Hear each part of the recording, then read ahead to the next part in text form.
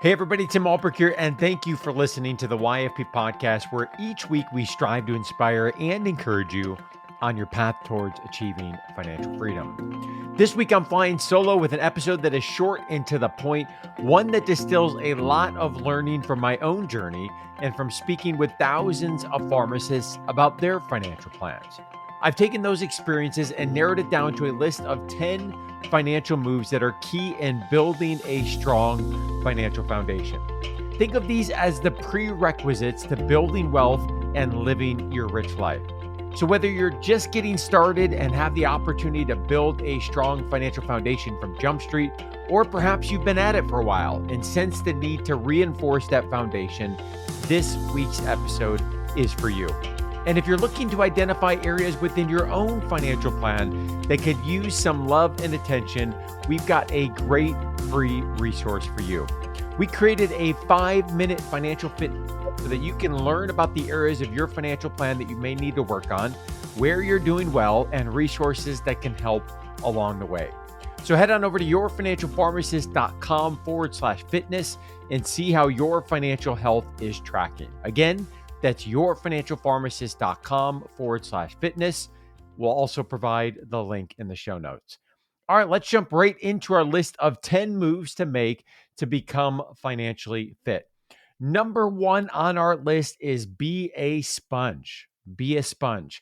This is intentionally number one on the list, as a consistent commitment to learning, I believe, is going to yield the greatest return on your investment. The earlier you learn, the higher the return on investment of your time. At most, some pharmacy schools offer a personal finance elective, but the vast majority have little to no personal finance that's embedded in the curriculum, whether that's at the graduate or the undergraduate or even the K through 12, although we see that expanding more recently. While you don't need a master's degree in finance to be successful with your money, you should have the basic knowledge that helps you make good decisions and develop good habits. Read books, listen to podcasts, watch YouTube videos, whatever works for you. Some of my favorite personal finance books that have had the most impact on my journey include Rich Dad, Poor Dad by Robert Kiyosaki, I Will Teach You to Be Rich by Ramit Sethi, The Millionaire Next Door by Tom Stanley, Money Master the Game by Tony Robbins, and of course, I'd be remiss if I didn't mention the book that we wrote, Tim Church and I co-authored, 7-Figure Pharmacist. These resources, as well as many other podcasts for me in my own journey, were instrumental to just developing that hunger and habit to learn, recognizing that there's always an opportunity to grow, right? This is a journey. This is a marathon. This is not a sprint when it comes to long-term financial success. And we have to put the work in to make sure that we're upping our financial IQ over time. So be a sponge. When I think about some of the guests that have been on this show recently, right? Brandon Gerleman on last week's episode 376 that shared his debt-free journey, paying off about $160,000 of debt. Or Dr. Manny on episode 375, a new practitioner that has opened up his own community pharmacy, is building his business. Or Mike Byers from 365, who shared his story going from a net worth of 0 to becoming a 7-figure pharmacist. These are just a few of the stories, but one consistent theme and thread that I think of from their journeys is that they really believe there is no arrived. There is no arrive when it comes to the financial plan. They are hungry to learn, to grow. Despite the success that they have, they recognize there's always an opportunity to learn, to improve, and to grow.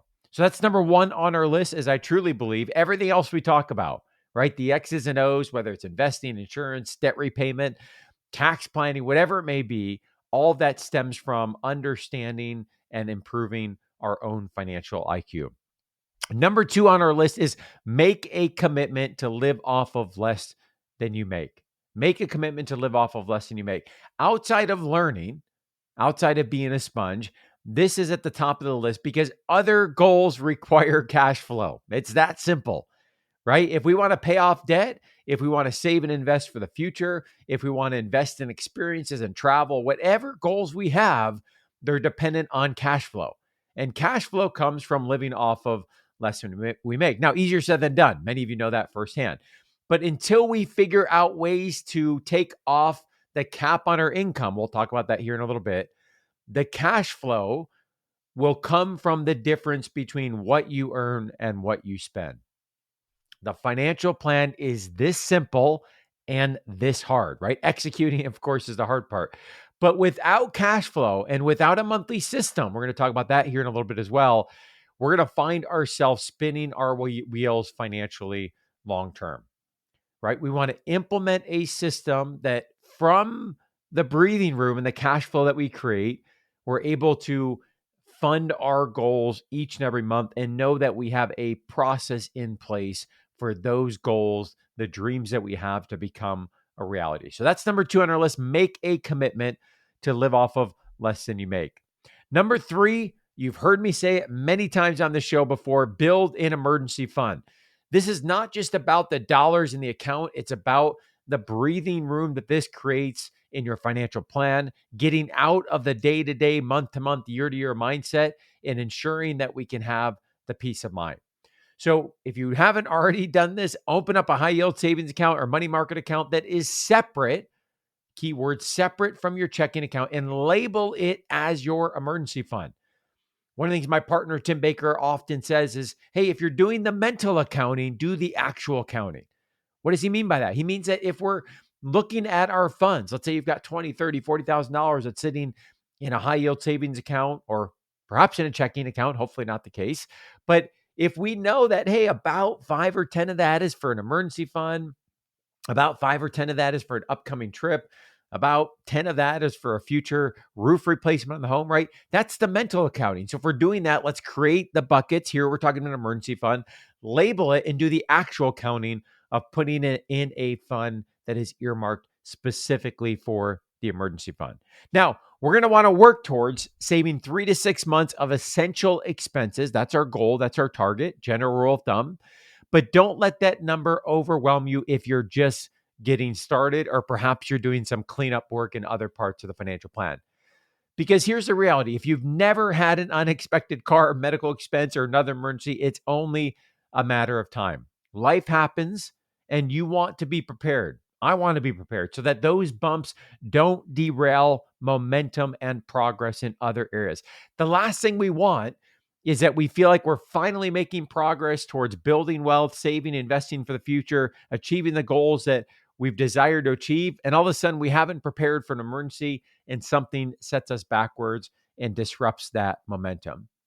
Now, here are 5 questions that I think you need to answer for your emergency fund just to get you started and hopefully to get you on track. Number 1 is adequately funded. We talked about that. General rule of thumb, 3 to 6 months of essential expenses, not all expenses, essential expenses. So what does that mean?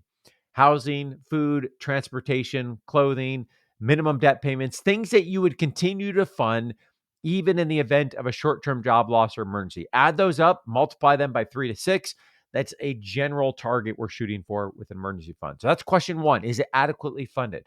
Number 2, a problem, but a good problem to have is, do you have too much saved in an emergency fund? I've talked with several pharmacists that have done a great job saving, but big numbers in an emergency fund. And ideally, we would put these funds probably elsewhere to use in the financial plan. Now, right now, because of where interest rates are at, it's not a terrible option to have money sitting in an account earning 4 to 5% in a high yield savings account. But if we have other high interest rate debt, or we're looking to build up our long-term investing or savings, there is an opportunity cost that can come from having too much saved in an emergency fund. So that's question 2.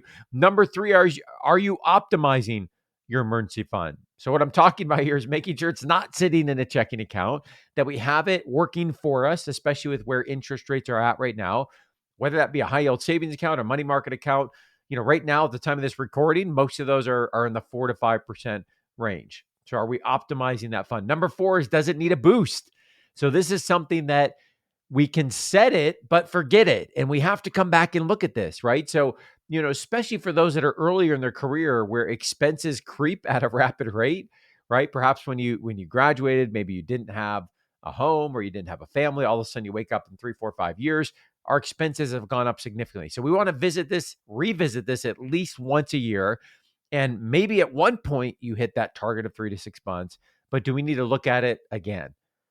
And finally, our fifth question here is, as I mentioned already, is it separate from our everyday checking account, right? If we're doing the mental accounting, let's do the actual accounting. So that's number 3 on our list, build an emergency fund. Number 4 on our list of 10 moves to make to become financially fit, develop a plan to eliminate any high interest rate revolving credit card debt or any high interest rate revolving consumer debt. Now, if you don't have any revolving high interest rate consumer debt, credit card debt, high interest rate car loans, etc., great, right? Let's move on. But if you do, baby steps, baby steps. This, along with the emergency fund, is really a top priority given the interest rates this debt often demands, right? Especially when talking about credit card, typically north of 20%. We have to plug this hole before we can start playing offense with other parts of the plan.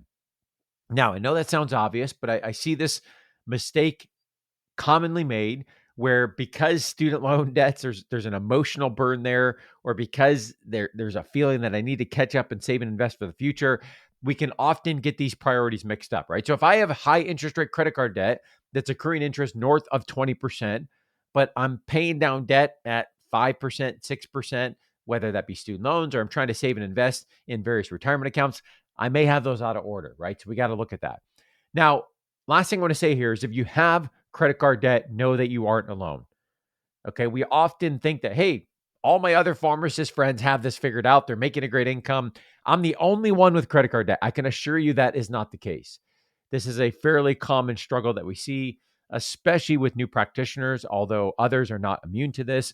But there's a lot of expenses that ramp up in that final year of pharmacy school or those that transition into residency or fellowship, high cost of living areas. There's a tendency to accrue some credit card debt at the end of that training program. So know that you're not alone. Doesn't mean or minimize that we have work to be done. Of course we do, but you aren't alone and we got to really start to begin to tackle this. So that's number 4, develop a plan to eliminate any high interest rate revolving consumer debt. Number 5 is we have to get clear on determining what is the best student loan repayment strategy for you. Now, if you're listening and you have no student loans, you're further along in your career, great, keep moving on, right? But for those that do have student loans, this is often a huge piece of the puzzle that we have to figure out given the magnitude of it so that we can then plan around it. Because what you'll notice if you're not already aware, especially when it comes to federal student loan repayment, there are a variety of options that can result in either big monthly payments or much smaller monthly payments, depending on which repayment plan you choose. And so we have to understand what fits into the budget, what is ideal, what is optimal for your situation so that we can then plan and budget around it. Now, the median debt load for a pharmacy graduate here in 2024, it's hovering right around $160,000. And for many grads, this is one of the most important and overwhelming decisions that they're going to make. And to be fair, this is way more complicated than it needs to be, both on the federal and the private side, for those of you that have private loans. And to make that worse, this is just a hot mess right now, right? There's a lot of changes that are going on with student loan repayment, a lot of uncertainty. The SAVE program has been held up. We don't know what's going to happen with that in the future. And by the way, we're in the midst of a presidential election where student loans are often discussed and used in terms of political jockeying. So there's a lot of unknown, which means for a lot of borrowers, it's kind of a wait and see right now. It's a wait and see for many people. So if you're not already plugged into studentaid.gov, make sure you get plugged in. We'll link to that in the show notes so that you can stay up to date. We'll also try to bring information here on our channels with what's happening with federal student loan repayment. But again, given the size, given the magnitude, notice I didn't say debt free, and I was intentional there because for some of you, this is going to be a loan forgiveness pathway. But what I did say is we have to get clear on what our strategy is. We don't want to be wandering when it comes to how we're approaching our student loan. So once we can determine what is the optimal repayment strategy, we can then figure out what does that mean for a monthly payment. And then, as I mentioned, we can begin to build around that. So that's number 5, determine your student loan repayment strategy. Number 6 is start tracking your net worth. Start tracking your net worth. Now, if you're early in your journey, especially if you have student loan debt or credit card debt, you're not going to like this number, right? Because It's a number that's going to highlight, especially if we have a high amount of debt, that, hey, we make a good income, but we're probably not at the point we would like to be in terms of our overall financial health. Net worth is your assets or what you own minus your liabilities or what you owe. And I believe this is a much better indicator of your financial health than is your income, right? Because your income, a six-figure income, it's a tool, but it's not a financial plan. And it's a tool that we can leverage to grow our net worth by paying down our debts and growing our assets that are hopefully compounding over time. But net worth is really going to shine a light on, are we or are we not making progress? And so understanding and respecting this calculation can propel your financial plan. I really think about this as the 20,000 foot view on what's going on for Jess and I in our own financial plan. So this is something that we're tracking monthly, very easy to do. I'll share with you the template that we use. If you go to yourfinancialpharmacist.com/toolbox, you'll see a network tracking sheet there. You can save a copy for yourself, edit it. Nothing complicated. You can set up your own sheet as well. It's simply a listing of all the accounts that we have: checking, savings, retirement accounts, real estate accounts, etc. Add up all the assets, subtract the liabilities, amount that's due. That's our net worth. We're tracking that over time to make sure that we're heading in the right direction. If you're not already doing this, even if you don't like the number, implement a system, a recurring task to track your net worth each and every month. That's number 6 on our list of 10 moves to make to become financially fit. Number 7 is determine what insurance policies you do and do not need. And do not need is perhaps equally as important. And while there are a lot of different types of insurance to consider here, I'm talking in specifically about 3 that I see get overlooked most by many pharmacists: professional liability and having your own professional liability insurance policy independent of your employer, term life, and long-term disability. With the latter two, term life, long-term disability, we've got to be thinking about what coverage we need in addition to what our employer policies are providing. Not only to plus those up if they're not enough, but also we got to remember that those policies aren't going with us when we transition jobs, right? And so as time goes on, as we get older, these policies typically become more expensive. So if we can lock these in terms of our own independent term life policies, long-term disability policies, while we're younger and we can get the coverage we need, that's probably going to be the best action that we can take. Now, when it comes to long-term disability, you put a lot of time, energy, and effort to be able to become a pharmacist and make a good income. And that's why it's so important to protect it. Disability insurance for pharmacists is really income insurance. It's addressing what would you do in the event that you're unable to work as a pharmacist, right? On the term life insurance side, what we're trying to do there is, especially if we have dependents or someone else that relies upon our income, in the event that you were to prematurely pass away and that income is needed, what is that term life insurance policy going to produce? What expenses is it going to cover, both short and long term? Now, we've got more information and resources on all of this. You can check those out at our website, yourfinancialpharmacist.com. I'll link to a couple resources we have specifically on term life and long-term disability in the show notes, guides that we've written specifically for pharmacists, what you do need, what you don't need. Make sure to check those out. That's number 7 on our list. Determine what insurance policies you do and do not need. Number 8 is we have to start investing as early as we possibly can. Now, I know we've all been told this, but again, as with many of these items, easier said than done. Because when you're flooded with things like student loans and other debt, it can be hard to balance prioritizing investing. And it's easy to fall into the trap and perhaps feel that you can put off retirement savings for a few years. But the reality is that you want to take advantage of compound interest, time value of money, and the earlier you start contributing, the better. And your investing strategy, it's going to evolve over time. It's going to get more complicated, but don't succumb to inaction because you're overwhelmed with all the options. Start, typically what we're focused on is starting with the employer match to a 401k or 403b. 401k for those that you work for a for-profit, 403b for those that you work for a nonprofit. Assuming that you're there long enough to be vested. That's a key factor we have to look at. And then we're going to build from there, right? We're going to look at things like IRAs, traditional and Roth IRAs, typically Roth IRAs for pharmacists, HSAs, health savings account, and other investment vehicles along the way as well. We have talked extensively on the show about various investing strategies, long-term retirement plan strategies. So make sure to check out those episodes for more information.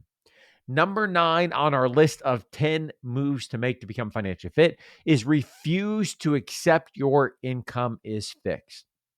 Now, a common misperception I see among many pharmacists is that there is a ceiling on their income. And that mindset can lead to stagnation, it can lead to career dissatisfaction, and it can really limit on what is possible.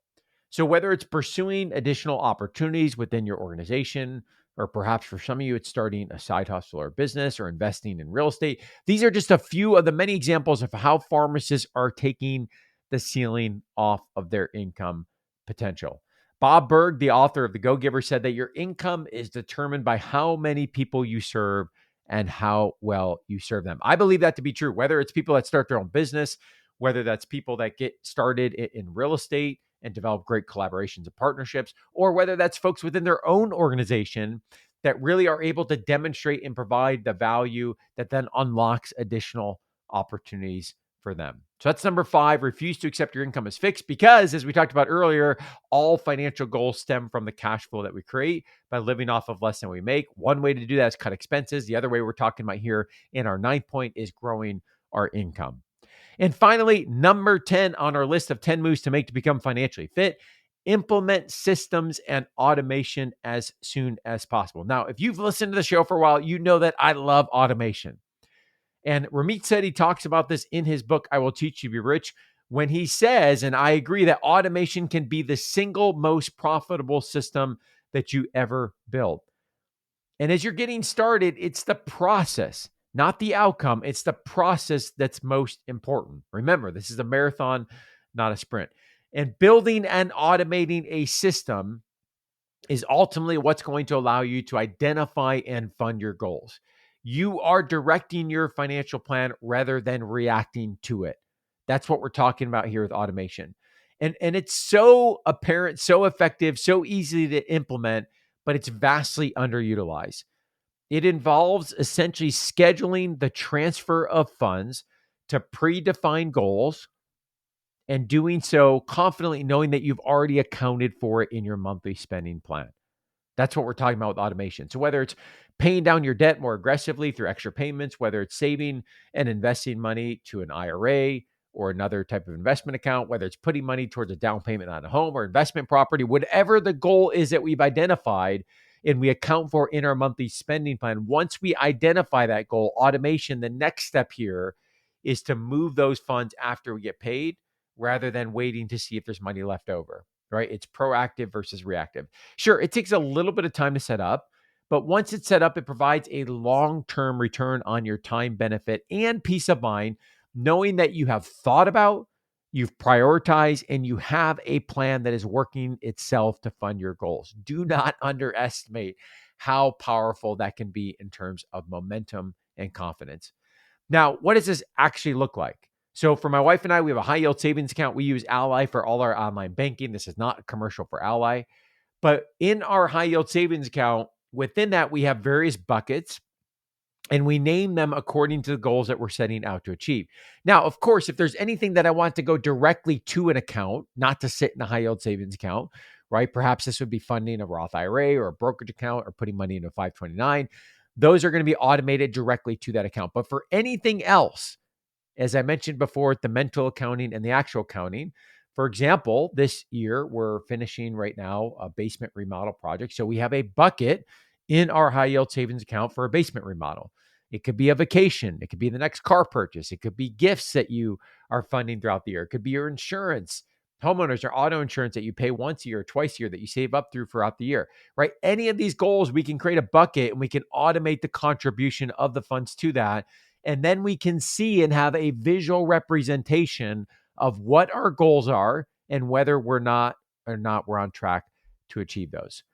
So this system, it took us about 15 minutes to set up and could just as easily be achieved probably through your own bank, or if they don't have a bucket tool like that, through tracking in a simple spreadsheet. Again, resources I have that you can see more of our system. You go to yourfinancialpharmacist.com/toolbox. Feel free to download any of those templates or resources and make them your own.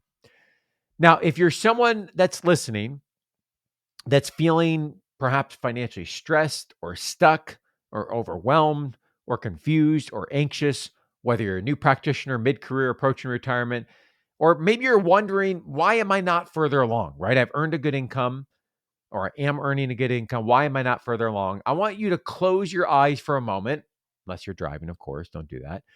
And imagine a scenario where you are regularly investing in time to enhance your financial IQ. Whether that's reading, podcasts, whatever, you're consistently learning and growing in this area.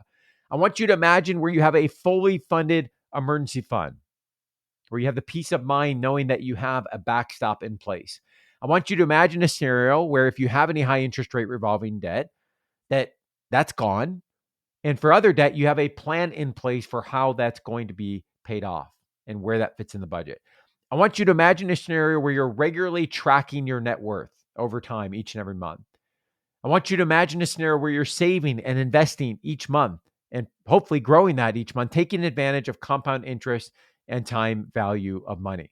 I want you to imagine a scenario where you're advocating and negotiating for your income to be commensurate with the value that you're providing and the confidence that can come from that. And I want you to imagine for a moment that you have a system in place that is accounting for and automatically funding your goals each month. And as you imagine those things, how does that feel? What emotions are coming up? And how does that contrast against those feelings of feeling stressed or stuck or overwhelmed, confused, anxious? Notice that there is nothing complicated about what I have shared today. Sure, there's a time and place for more advanced strategies, many of which we have talked about on this show. But first, we have to do the foundational work that will put us in the position to take some calculated risk. And this isn't just new practitioner stuff, right? I know many pharmacists, myself included, that sometimes we have to go back to the foundations, whether we've been out 5 years, 15 years, or 25 years. And while all of this is pretty straightforward, you and I both know that executing consistently over time is a different challenge. So let me wrap up by saying that if you could use some help and guidance, we have a team of certified financial planners and tax professionals at YFP that can help.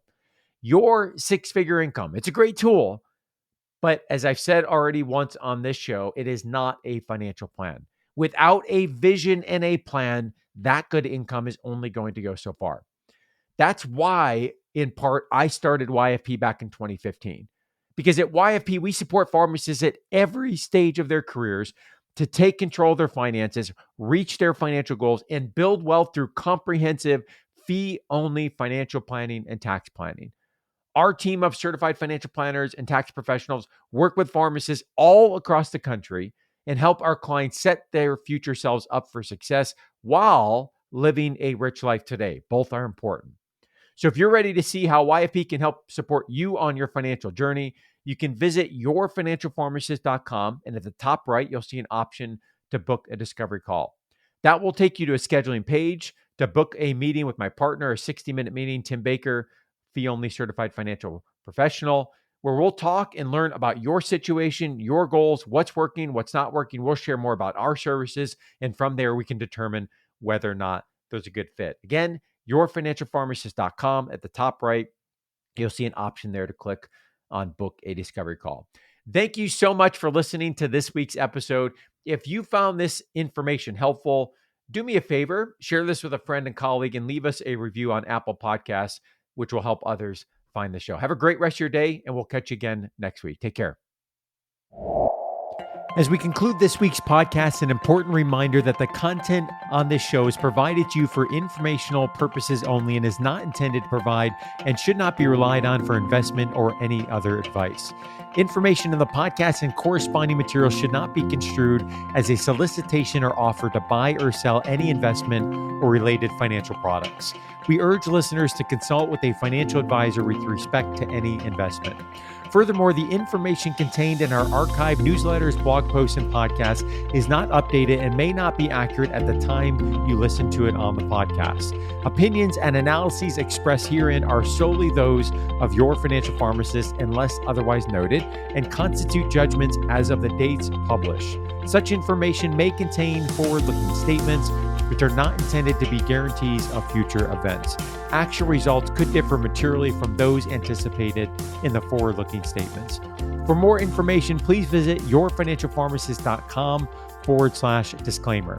Thank you again for your support of the Your Financial Pharmacist podcast. Have a great rest of your week.